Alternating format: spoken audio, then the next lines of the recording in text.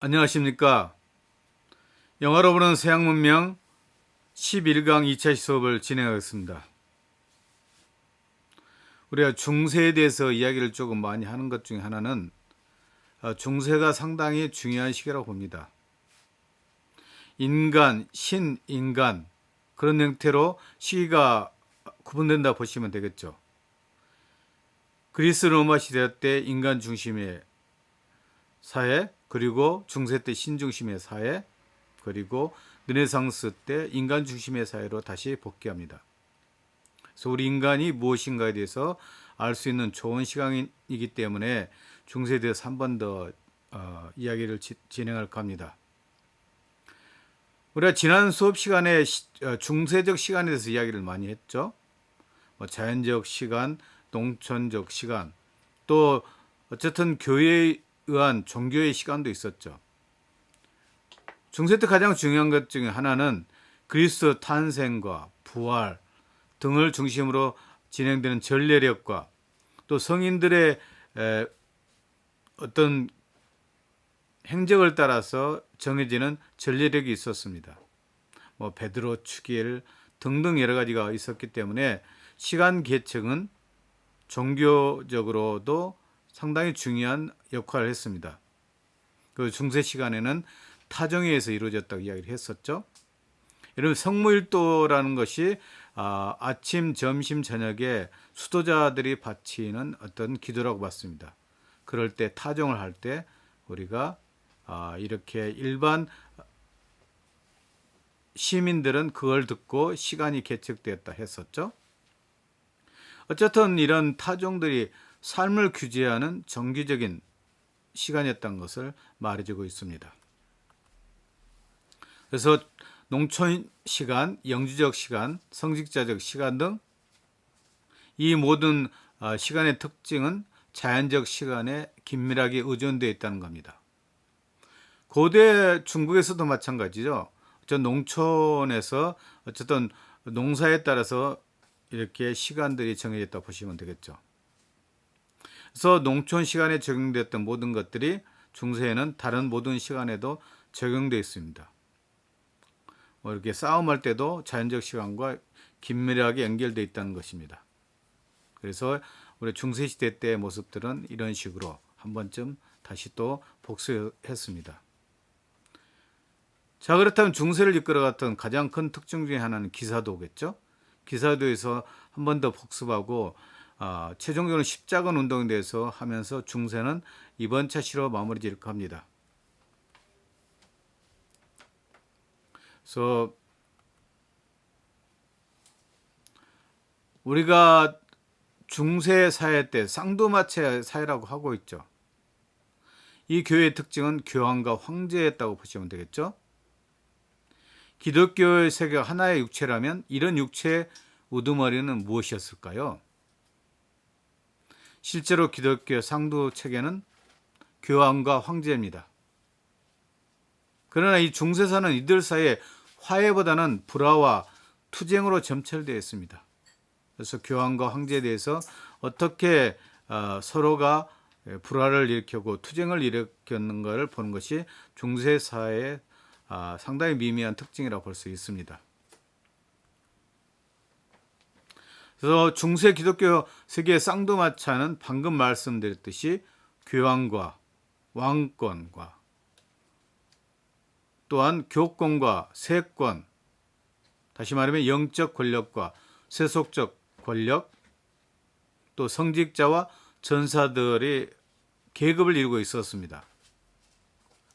중세 전체를 통하여 왕들과 황제들은 종교적이고 신성한 속성을 인정받기 위해서 시도를 게을리하지 않았습니다.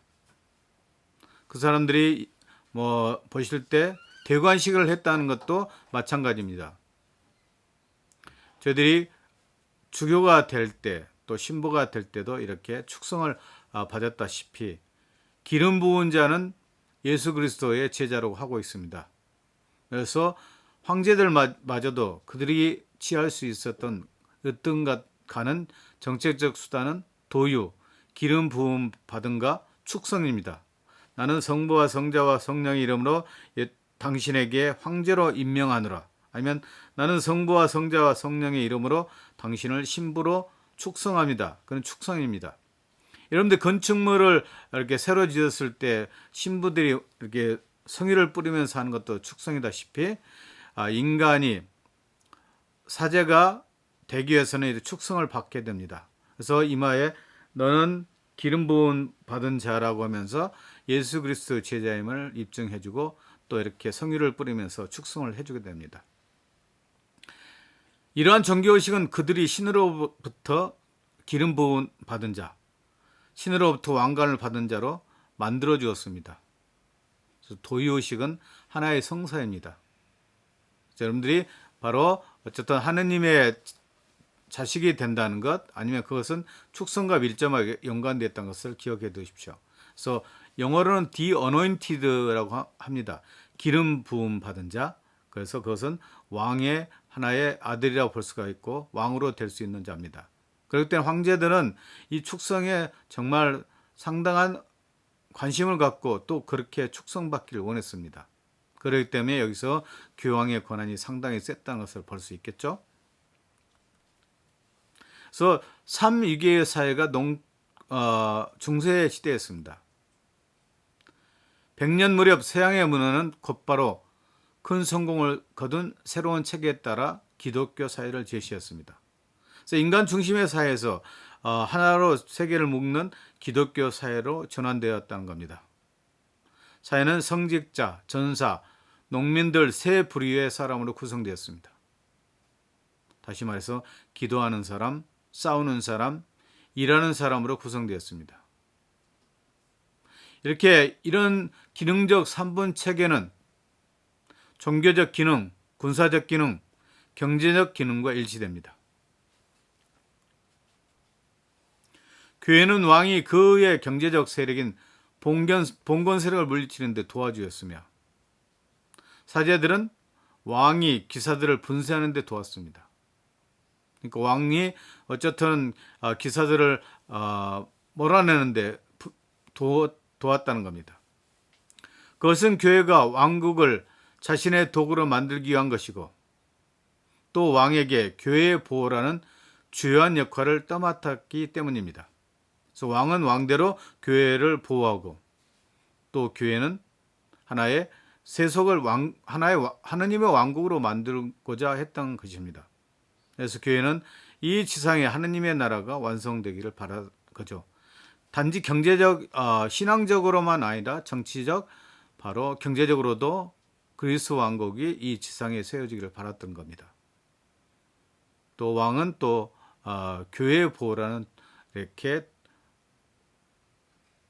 특색을 갖고 살았던 게 중세시대의 특징이라고 보시면 됩니다. 그래서 중세 교회가 왕권에게 부여한 기능은 성직자 계급의 명령을 수행하는 세속적 군대의 기능이요. 물리적 힘과 폭력을 이용하고 피를 흘림으로써 교회를 대신해서 자신을 더럽히는 세속적 폭력의 기능입니다. 그래서 왕권은 어쨌든 세속적 군대이며 또 세속적 폭력을 가하면서 이렇게 하나의 사회를 이끌어갈 수 있는 실질적인 물리적인 힘을 발휘했다 보시면 되겠죠. 우리 거기 신앙은 어쨌든 이렇게 영적인 무기를 가지고서 이렇게 세속적인 무기들을 이용하려고 했었겠죠. 사제는 영적인 칼을 쓰고 기사는 세속적인 칼을 썼습니다. 황제는 교회를 대신해서 사제의 승인을 받아 질서를 전이하는 데 만족했습니다. 교황은 그리스도의 대리자이고 그리스도만이 두 개의 칼을 갖고 있으므로 신의 대리자인 교황만이 이 지상에서 두 칼을 장악해야 한다는 것입니다. 그래서 교황만이 세속적인 어떤 권력과 또 영적인 권력을 동시에 소유했다고 보시면 되겠죠. 그래서 중세시대 때는 이렇게 교황의 힘이 얼마나 엄청난지를 알 수 있겠죠. 지금은 바티칸 공회에서 교황이 있긴 하지만 사실 영적인 지도자로서 이렇게 취급받고 있지 세속적인 지도자로서는 보지는 않습니다. 중세 서양에서 개인보다는 무엇보다도 가족에 속해 있습니다. 그것은 가부장적이든 부족적이든 간에 대가족이었습니다. 그것은 가장의 감독 아래 개인에게 집단적 책임과 집단적 행동을 강요함으로써 개인을 지식시켰습니다. 물론 개인은 거의 말살되었다고 보지만 또 한편으로 개인이 중요했다고 생각하는 사람은 아베르스입니다. 그것도 한 번쯤 우리가 이야기를 했으면 좋겠지만 중세에 너무 많은 것을 할애하는 것도 조금 그런 것 같아서 다음에 르네상스로 넘어가면서 중세는 끝낼까 합니다. 개인은 집단적 소유와 집단적 공동체 생활의 예속을 그에게 강요하는 가족에 매몰되었을 뿐만 아니라 도시를 제외하고는 또 다른 공동체, 그가 사는 장원에 흡수되었습니다. 그래서 개인은 한 장원에 흡수되어 있고 또 가족에 의해서 이렇게 개인에 몰살되었다 생각하시면 되겠습니다. 그래서 중세 사회는 개인보다는 집단이 중시되어 있던 사회라고 생각하시면 좋겠죠. 이제 이 정도로 교황과 황제에 대해서 이야기를 나눴습니다. 그렇다면 이제 마지막 주제인 십자군 전쟁, 저희들이 지난 강의에서도 이야기는 했었지만 십자군 운동에 대해서 정확히 자세하고 이번 차시로 중세 문명에 대해서는 끝낼까 합니다. 십자군 운동의 시작을 한번 볼까요? 그래서 프랑스 주교 우르바노스와 황제 알렉시우스의 결탁으로 시작됐다고 합니다. 그래서 보면 우르바노스의 연설을 한번 볼까요? 그리스도 안에 같은 형제끼리 사악하게 피를 흘리는 짓에 더 이상 탐닉하지 말고 대신 신앙의 적들을 공격하기 위해 신의 이름으로 무기를 집어드는 것이 바로 그리스도인의 의무입니다. 이렇게 우르바노스가 연설을 통해서 십자군 운동이 시작됐다고 보시면 되겠죠. 다시 한번 읽어볼까요? 그리스도 안에 같은 형제끼리 사악하게 피를 흘리는 짓에 더 이상 탐닉하지 말고 대신 신앙의 적들을 공격하기 위해 신의 이름으로 무기를 집어드는 것이 바로 그리스도인의 의무입니다. 이렇게 우르바노스의 연설이 시작되면서 십자군 운동이 시작됐다 보시면 됩니다. 그래서 프랑스 주교 우르바노스와 황제 알렉시우스의 결탁으로 십자군 운동이 시작되었다는 것을 다시 한번 말씀드리겠습니다. 한치의 주저함이나 망설임 없이 성지 회복을 위해서 전념해야 된다는 기치를 가지고 십자군 운동이 시작되었다는 것입니다. 그래야만 지상에서 신의 왕국을 되찾을 수 있다고 믿었기 때문입니다. 결국 신의 왕국이라는 것은 예루살렘 성지를 탈환하는 것입니다. 이슬람도들이 그 당시에 예루살렘을 이렇게 장하고 있었죠. 그렇기 때문에 그런 것들 어쨌든 성지 탈환이 상당히 중요한 십자군 운동의 시작이었습니다. 그럼 십자군 전쟁에서 십자군이란 무엇인가 한번 더 알아볼까요? 십자군이란 교황의 호소로 조직된 기독교적인 성향을 강하게 띈 군대입니다. 그럴 때는 농민들이 많이 들어있었겠죠. 만약에 이렇게 십자군의 전쟁에 참여하게 된다면 영생을 누릴 뿐만 아니라 바로 가족들에게 경제적인 모든 혜택을 준다는 것들도 있었습니다. 그렇기 때문에 이 사람들은 천국에서 자기들이 정말 하느님의 아들로서 살 수 있다는 희망을 갖고 또 경제적으로 가족들이 부유해질 수 있다고 믿었기 때문에 십자군 운동에 참가했던 것입니다.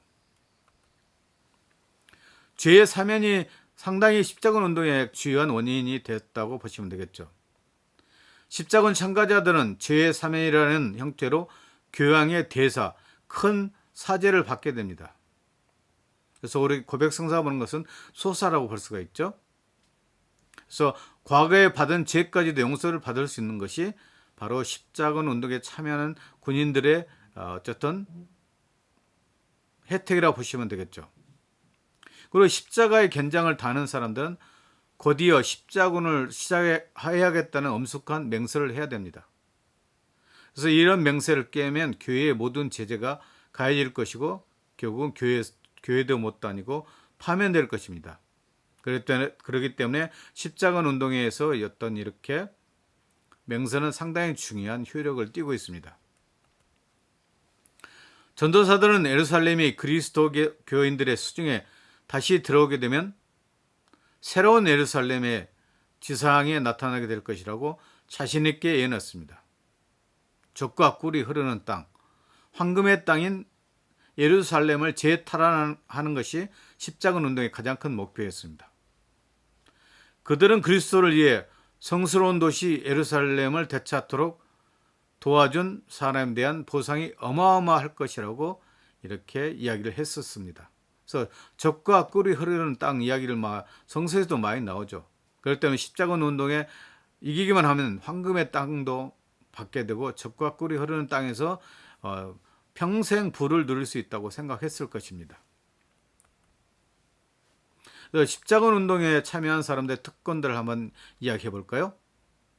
십자군에 참여한 사람들의 가족과 재산은 교회에 의해서 보호를 받게 될 것입니다. 그리고 십자군에 참여하는 동안 전사들은 세속적인 법보다는 교회의 법의 지배를 받아야 할 겁니다. 그래서 교회법을 따라서 십자군에 참여하는 모든 군인들은 교회의 지배를 받았습니다. 그래서 십자군 전쟁이란 무엇인지 알아볼까요? 11세기 말에서 13세기 말 사이에 서유럽의 그리스도 교도들이 성지 팔레스티나와 성도 예루살렘을 이슬람 교도로부터 탈환하기 위해서 전후 8회에 걸쳐 감행한 대원정입니다. 한번 생각해 보십시오. 서유럽에서 예루살렘까지 온다니까 얼마나 먼 거리겠습니까? 그렇지만 이런 십자군 전쟁을 통해서 지난번에 이야기했듯이 경제적인 효과도 또 인구 증가에 대한 혜택도 보려고 노력은 했었겠죠. 보면 에그로모트르에서 메시나 지중해를 통해서 트리폴리, 다마스쿠스, 예루살렘 엄청난 먼 거리를 왔다 갔다 했었겠죠.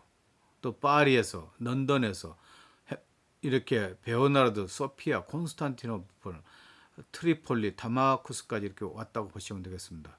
또 스페인에서 리스본 등등 리옹에서도 왔었고 베네치아에서도 왔었고 십자군의 주요 경로가 얼마나 먼 거리인지 알 수 있었겠죠. 그래서 십자군 전쟁의 원인에 대해서 한번 알아볼까요? 그것은 이슬람의 동로마 침입입니다. 우리가 서로마 동로마 갈려지면서 비잔팀을 중심으로 동로마가 이렇게 활발히 진행됐었죠. 또 하나 들어서 이슬람 세계의 분할입니다. 또 미지의 땅에 대한 강한 욕구가 있었고 도시 상인들의 시장 개척의 노력이 있었기 때문에 이처럼 바로 십자군 전쟁의 원인이 생겨났다 보시면 되겠습니다. 자, 십자군 전쟁의 종교적 원인을 한번 볼까요? 십자군 전쟁은 한마디로 클루니 계획 운동으로 교회가 개혁되고 신앙의 열정으로 일어날 수 있는 운동이었습니다. 근데 교회에서 새로운 혁신을 보이고자 하는 것들이 어쨌든 십자군 전쟁의 종교적 원인이었습니다. 그리고 또 예루살렘 성지를 탈환한다는 겁니다. 이스라엘 문명과 유대인 문명이 충돌하기 시작했다는 것입니다.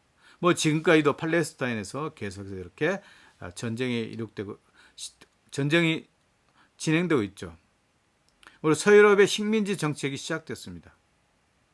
경제적 이유로 이스라엘 성지를 탈환했습니다. 십자군 운동의 시작입니다.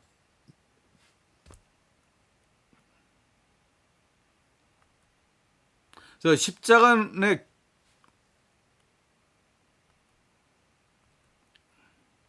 또 이 당시에 유대인의 고리대금 운동이 있었습니다.